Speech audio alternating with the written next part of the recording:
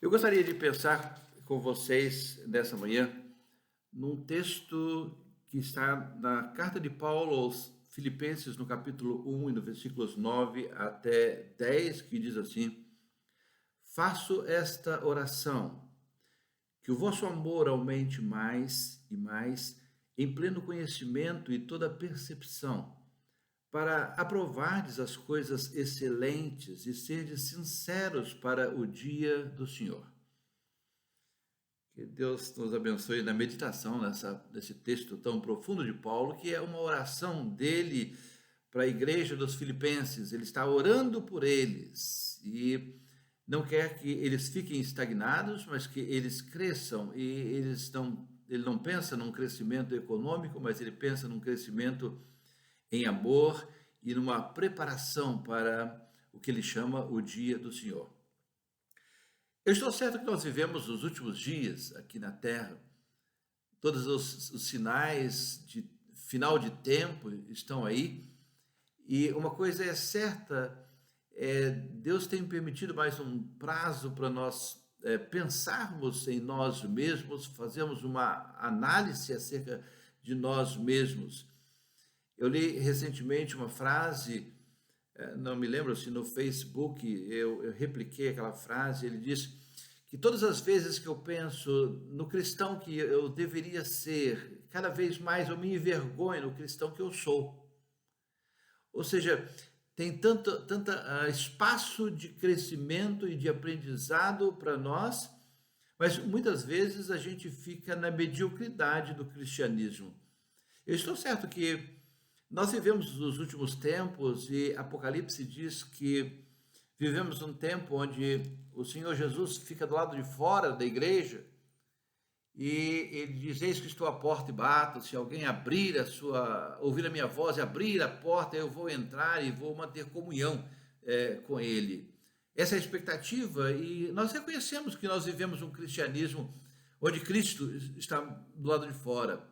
E o que mais me preocupa ainda é que nós vivemos um tempo de cristianismo onde Cristo muitas vezes está longe das nossas próprias vidas.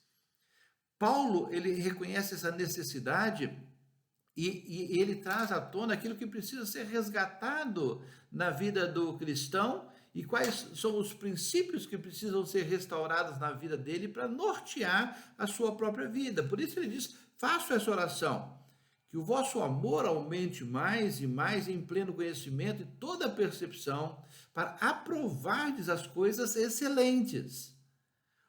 A verdade é que nós temos buscado excelência em tantas áreas, né? Nós queremos excelência na nossa profissão, falamos de educação e falamos de buscar excelência na educação, nós falamos em hobby e nós treinamos e buscamos excelência no nosso hobby. Nós buscamos excelência em todas as áreas da vida, mas o fato é que, às vezes, na nossa vida cristã, nós não alcançamos excelência e nem estamos buscando excelência.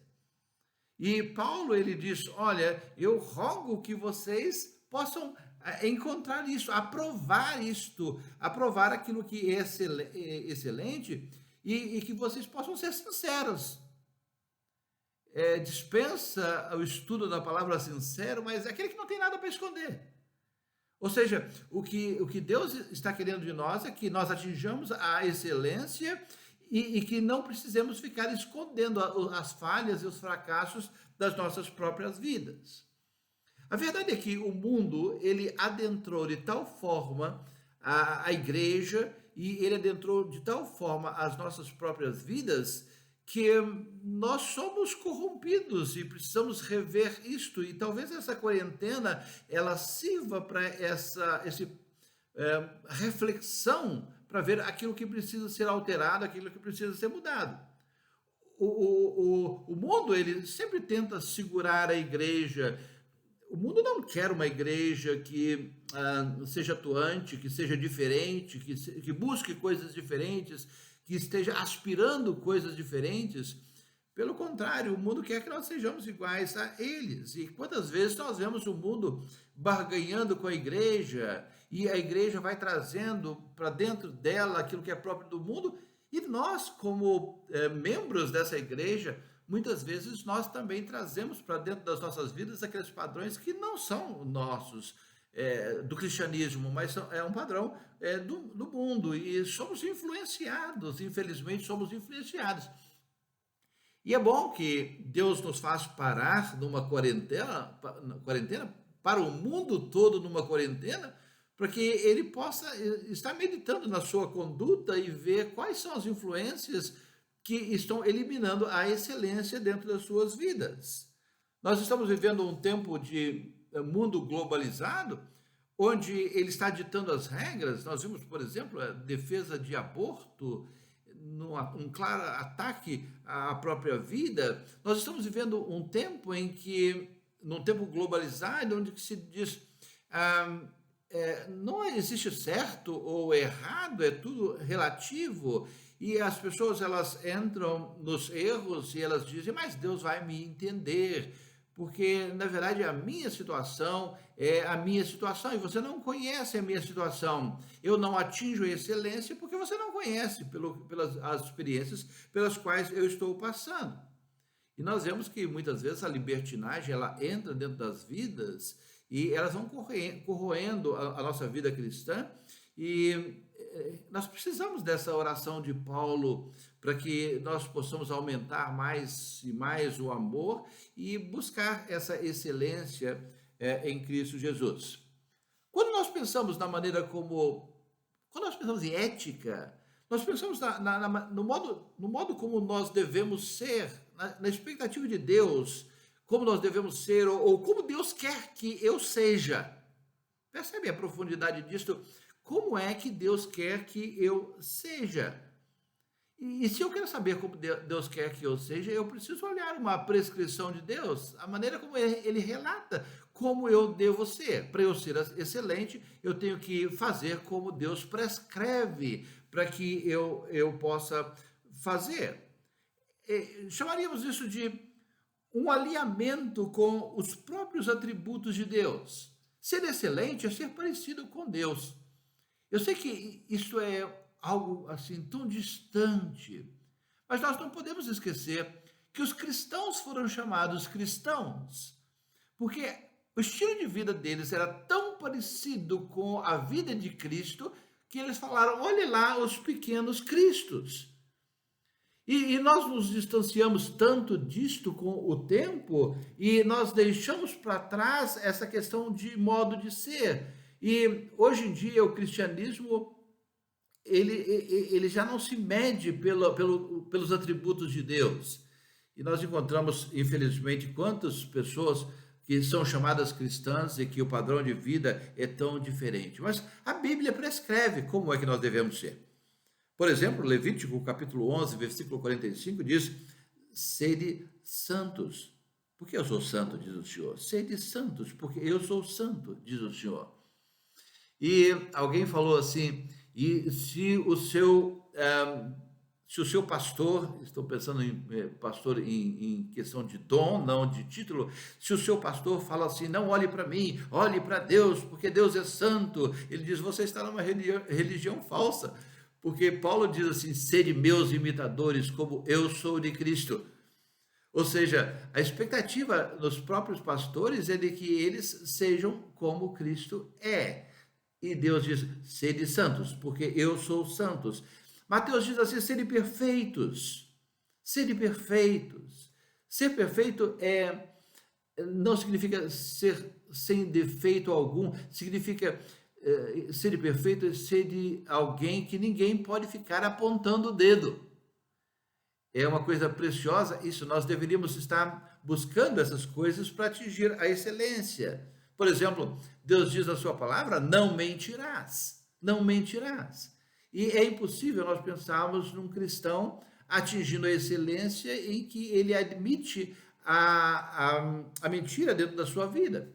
E agora ele diz assim também, amai-vos uns aos outros como eu vos amei.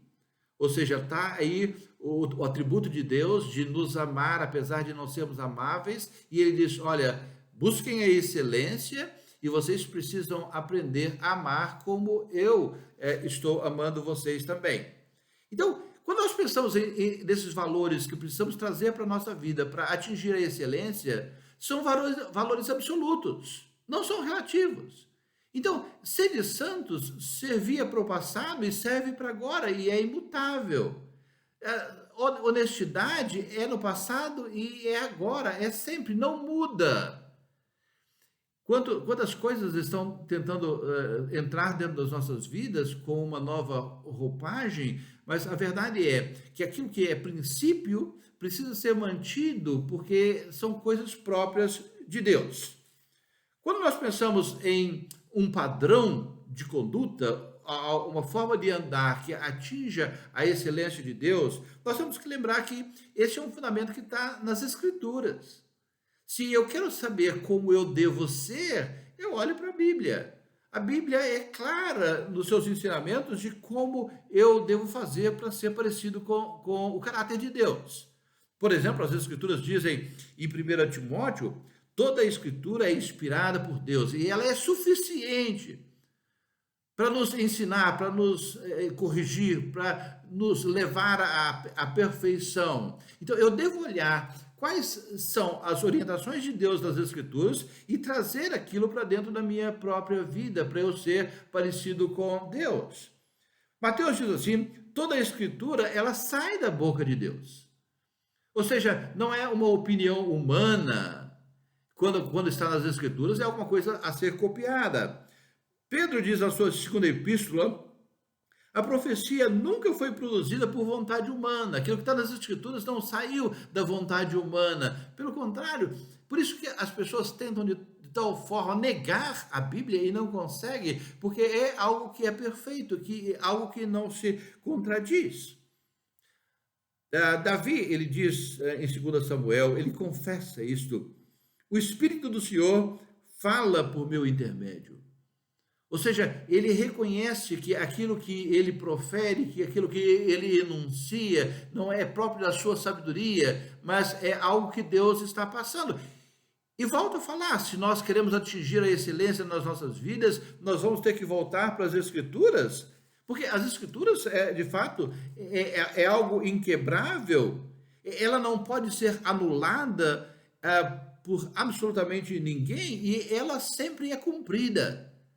Se eu quero ser parecido com Deus, eu olho para as Escrituras e eu vou buscar nela qual é o padrão de Deus para a minha vida.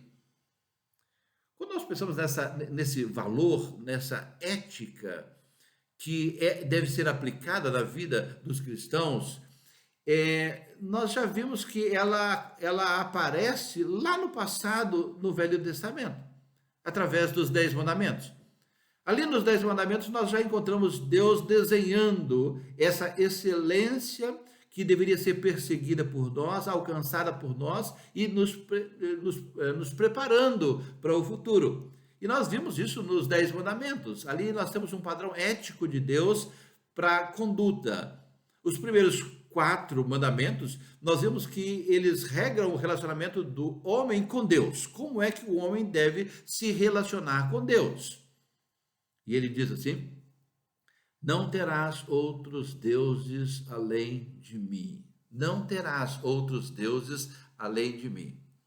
Eu fico pensando, um grande Deus que ele competiu com Jeová foi o Deus dinheiro.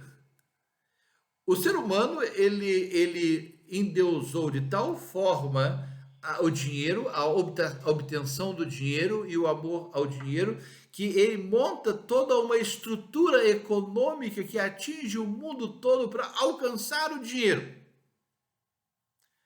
Mas as Escrituras dizem, nós não trouxemos nada, nós não vamos poder levar nada.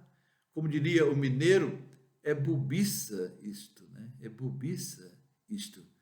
E ele diz, olha, você não vai ter outros deuses perante mim. Ele é um Deus que quer ser único, ele quer ser prioridade, ele quer estar acima de qualquer coisa na nossa relação homem com Deus. Ele diz, não farás para ti ídolos. Segundo mandamento, não farás para ti ídolos. Nós vivemos hoje, até mesmo no meio evangélico, os ídolos gospel, né? Os pastores gospel, as figurinhas carimbadas, quando as pessoas correm atrás, não daquele que quer ser o centro, que é Cristo, mas correm atrás dos seus próprios ídolos. Nós lembramos das Escrituras, quando dizem: onde estiverem dois ou três atraídos por mim, eu vou estar ali no meio deles. E quando nós procuramos o aconchego de uma comunhão cristã, nós deveríamos estar buscando encontrar a presença de Cristo Jesus. Nós gostaríamos de vê-lo pela palavra, nós gostaríamos de vê-lo pelo hino, nós gostaríamos de vê-lo pela comunhão, nós estamos ali atraídos por ele. Ele diz: eu vou estar ali no meio deles. Mas quantas vezes nós vemos que as pessoas elas vão para uma reunião porque lá tem algum atrativo outro que não é a pessoa de Cristo Jesus. E quando a coisa fracassa, ele diz: e nós precisamos fazer um programinha para segurar as pessoas aqui, mas se Cristo não segura, ninguém ou outra coisa diferente vai segurar. Ele diz: não terás outros ídolos, não farás outros ídolos, não tornarás em vão o nome do Senhor. O respeito ao nome do Senhor deveria ser alguma coisa que norteasse as nossas vidas, mas nós vimos hoje que é tratado de uma forma tão vulgar. E ele diz ainda: lembra-te do dia do sábado para santificá-lo. Ele estava falando daquele dia onde todo mundo parava para Deus ser o número um. Foi assim que ele fez no Velho Testamento. Ele decretou um dia: olha, vocês vão trabalhar todos os outros dias, mas nesse dia, esse dia é meu. Talvez nós não guardamos um dia, nós guardamos uma pessoa, ele é o nosso descanso agora, é bem diferente, mas o fato é que, mesmo sendo Cristo a personificação do sábado, o fato é que às vezes nós passamos a vida toda sem a devida atenção ou culto a Ele, algo santificado a Ele. Ele disse: para que vocês possam me servir. Ele está falando: olha, eu quero ser o número um para que vocês possam me servir. E às vezes nós servimos tanto ao nosso trabalho, ao nosso estudo, ao nosso esporte, em coisas lícitas, mas nós nos dedicamos tão pouco a Ele. Talvez a quarentena seja uma forma de Deus nos trazer e nos fazer parar novamente, refletir novamente e mudar a nossa relação com Ele. Os outros 6 mandamentos, eles regram o relacionamento do homem com o homem. Ou seja, como é que nós atingimos a excelência em nos relacionar com o outro, com o irmão, com o meu próximo. E ele começa dentro de casa dizendo: honra teu pai e a tua mãe. Honra teu pai e a tua mãe. O esteio da sua família. Não vire as costas para o esteio da sua família. E depois ele diz: não matarás. Ou seja, deveria ter o zelo pela integridade da vida. Não matarás. Eu preciso atentar para isso. Eu não posso matar, eu não posso tirar a vida. E ele está falando: isso eu preciso nortear a minha relação com o outro, a excelência da minha relação com o outro, nisto. E nós não vamos entrar em detalhes, porque o nosso tempo nem dá, mas a palavra de Deus fala sobre matar com a língua. Quando nós derrubamos, quando nós destruímos, quando nós desestimulamos com o uso das nossas línguas, mas ele diz: olha, na minha relação com o outro eu não posso matar. Ele diz: não adulterarás. Eu não posso ter por meu aquilo que não me pertence. E como é que nós precisamos nos atentar para isto? Porque tantas vezes esse século diz que ninguém é de ninguém. Talvez você já tenha ouvido essa frase: ninguém é de ninguém, mas eu deveria respeitar aquilo que é do outro. Ele diz: não furtarás, eu não posso pegar aquilo que é do outro. Ele vai buscando a excelência no trato entre mim e o outro. Não furtarás, não pegue o que é do outro.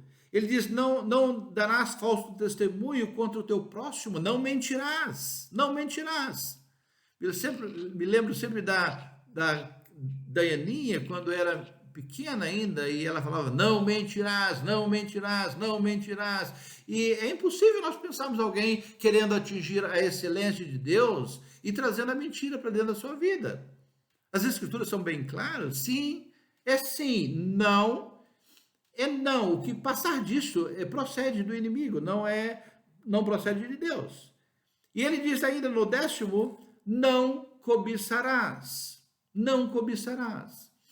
Me lembro sempre da pregação de William MacDonald, o pecado que ninguém confessa é a cobiça, é querer aquilo que é do outro.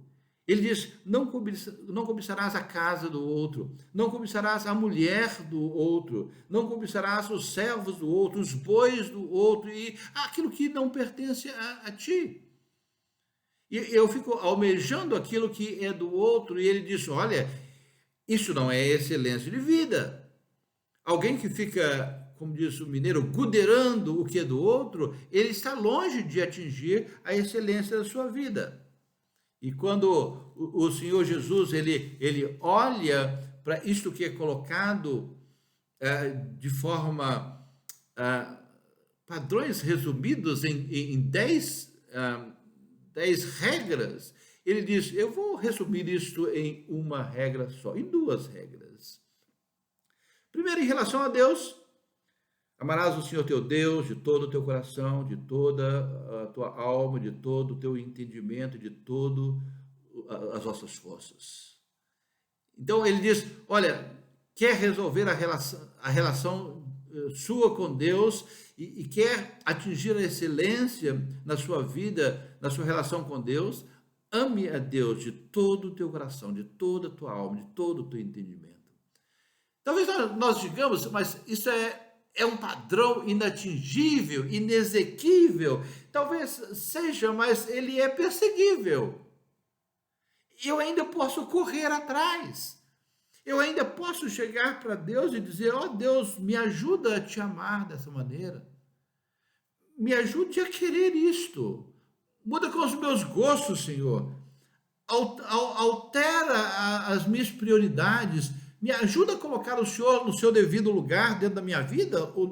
A palavra para isso é piedade, é colocar Deus no seu devido lugar dentro da sua vida. Mas o fato é que nós temos colocado tantas coisas. E é necessário uma quarentena para nós começarmos a olhar quanta coisa nós precisamos tirar, arrancar da nossa vida, jogar fora da nossa vida.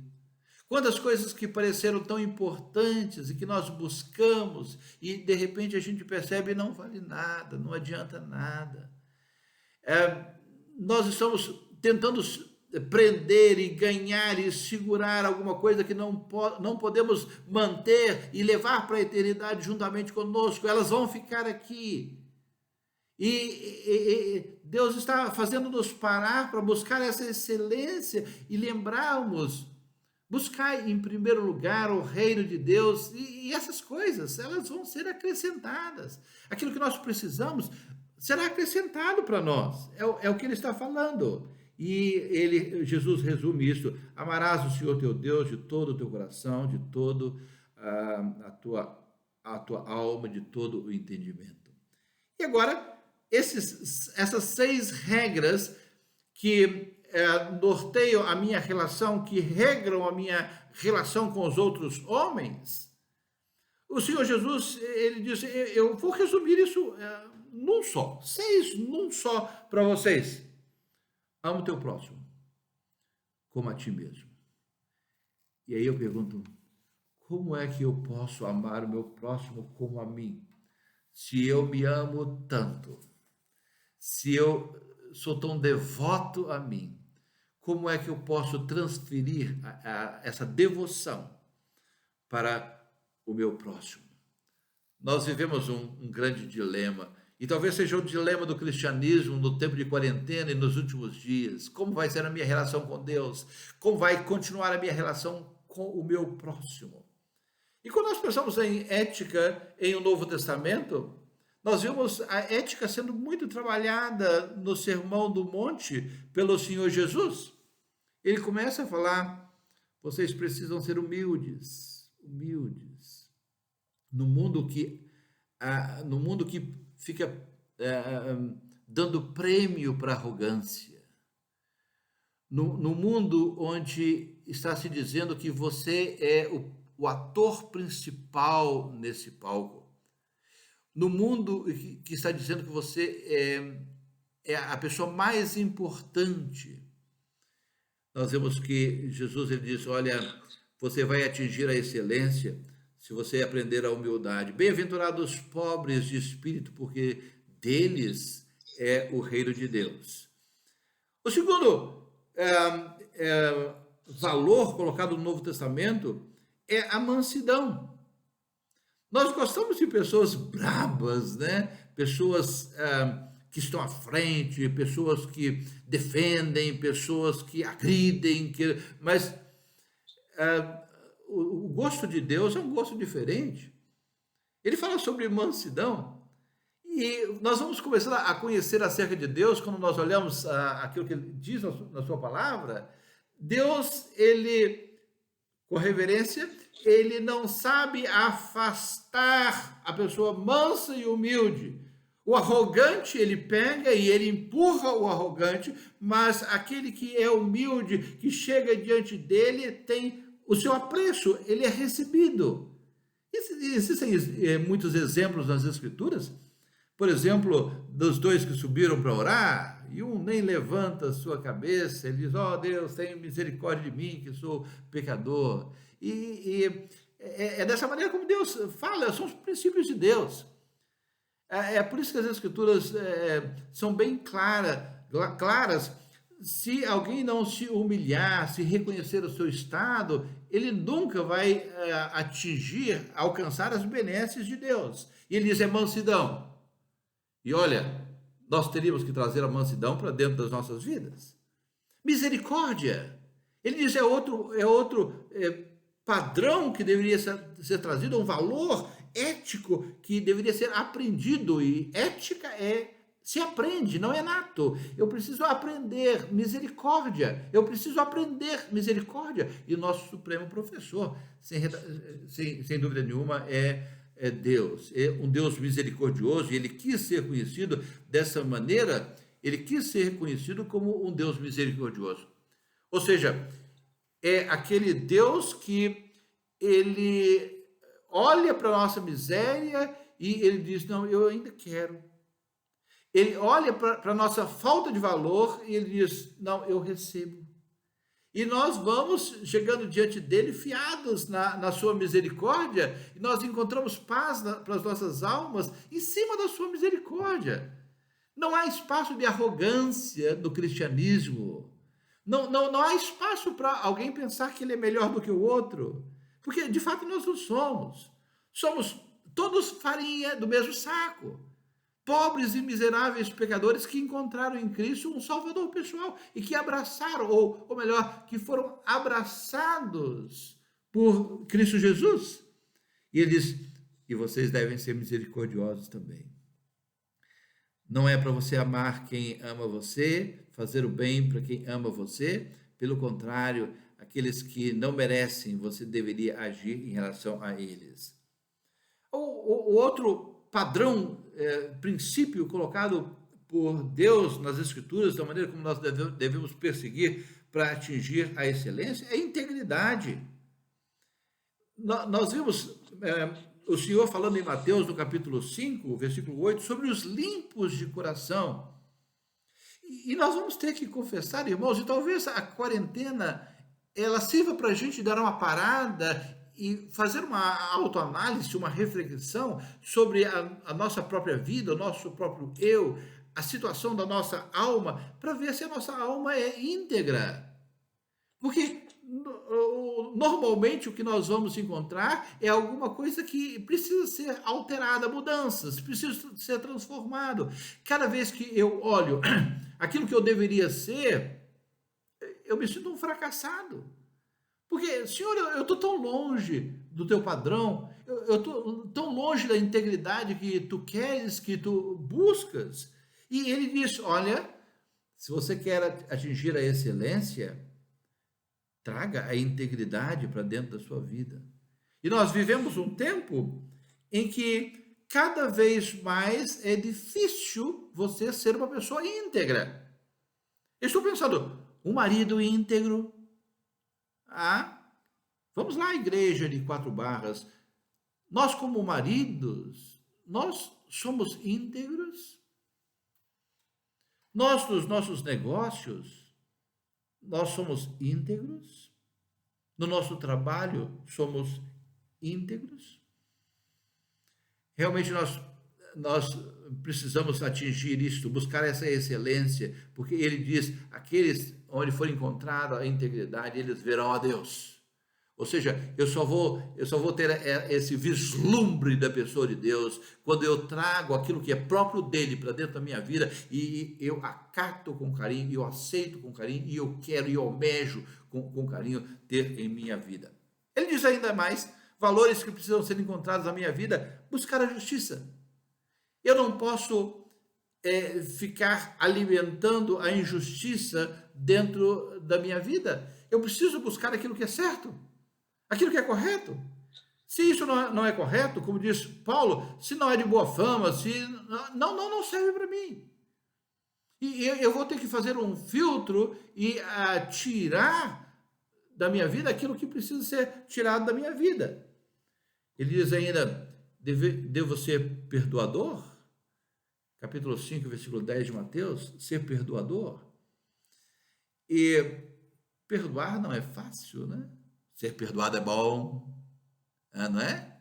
Quando nós erramos e alguém fala assim, não, eu entendo, eu perdoo você, é tão gostoso, mas você perdoar alguém que te ofende, que te agride, que te humilha, é uma dificuldade muito grande, mas ele diz, nós só precisamos ser perdoadores, e precisamos aprender isto, e precisamos ser generosos, generosidade, precisamos trazer isso para dentro das nossas vidas, ser generosos, porque Deus é generoso conosco. Percebe? Tudo que ele pede de nós é que ele tem. Ele diz, olha, eu sou rico nessas coisas e eu estou disposto a compartilhar com vocês essas coisas. Generosidade. Um Deus cheio de graça, que abunda em graça. Um Deus que cuida da gente, mesmo quando nós fracassamos, erramos, quando nós estamos longe, quando a nossa mente e o nosso coração se desvia atrás de outras coisas. Nós olhamos ainda num tempo de reflexão, ele ainda vai atrás de nós e com uma voz mansa, com um carinho de pastor, ele busca cuidar, nos trazer de volta, porque ele é um Deus generoso. E quando nós trazemos essas coisas para a nossa vida, eu já estou terminando, quando nós trazemos essas coisas para dentro da nossa vida, isto é uma preparação para o que Paulo chamou em Filipenses do dia do Senhor. Quando fala do dia do Senhor nas Escrituras, é o dia da ira, é o dia do revanche, é o dia onde aquele Deus de amor, ele fica à distância, porque o seu amor já tem sido demonstrado lá em Cristo, e ele vem naquilo que se mostra em Apocalipse. Em pragas, em pandemias, em isso e aquilo, e 1/3 do ser humano caindo por terra, isso e aquilo, e aquilo, e aquilo. Naquilo nós chamamos tribulação e grande tribulação, e vem pela frente a ira de Deus. Vamos ser tirados da ira de Deus, como diz Paulo aos Tessalonicenses. Nós não entramos nela, segundo Paulo aos Tessalonicenses, mas ele quer que quando chegue este momento, que nós sejamos sinceros, aprovados e as coisas excelentes sejam encontradas dentro da nossa vida. Faço esta oração, diz Paulo, que o vosso amor aumente mais e mais em pleno conhecimento e toda percepção, para aprovardes as coisas excelentes e serdes sinceros para o dia do Senhor. Hoje é domingo. Nos lembra da ressurreição de Cristo. Lembra-nos da sua morte, da sua entrega voluntária para comprar um povo para o seu nome. E ele quer que nós estejamos buscando atingir o padrão de excelência que ele quer para nós. E ele tem mostrado isso nas Escrituras. Que Deus Abençoe cada um de nós, cada um de você que tem parado aí na sua casa para ouvir a palavra de Deus neste domingo. Que realmente nós sejamos edificados na nossa fé em Cristo Jesus. Eu agradeço ao convite dos irmãos de Quatro Barras para essa palavra, que o domingo de vocês seja abençoado.